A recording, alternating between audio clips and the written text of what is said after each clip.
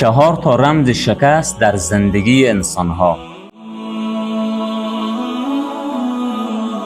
علما میگویند که اگر کسی این 4 کار انجام داد و اینها را در زندگی خود عملی کرد، راز خوشبختی، راز موفقیت، راز استفاده درست از زمان خود را از دست میده.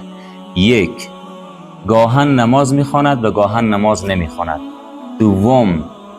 همیشه صبح میخوابد، نه ورزشی، نه تلاشی، نه درسی، نه تعلیمی، نه تحصیلی، هیچ کاری نمیکنه، همیشه میخوابه.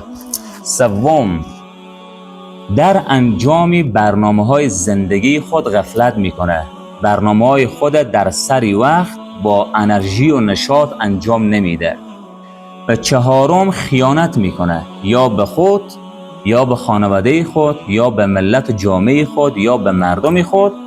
اگر کسی این 4 کار انجام داد، پس بدانه که کل خوشبختی ها را در زندگی خود از دست داده. و معمولا این 4 چیز با همدیگر رابطه عمیق دارن.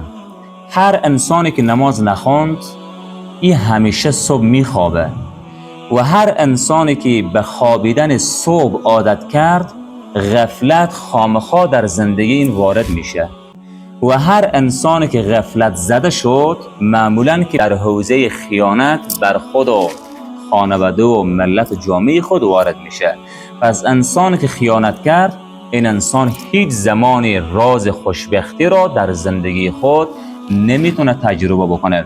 پس 4 چیز را بزنیم کنار و از زندگی خود بیرون بریزیم تا با کمال موفقیت مثل یک انسان با برنامه، با نشیطی فعال، با انرژی بتوانیم از زندگی خود لذت ببریم و برای خود و دیگران یک عامل مؤثر و مفید تمام بشویم.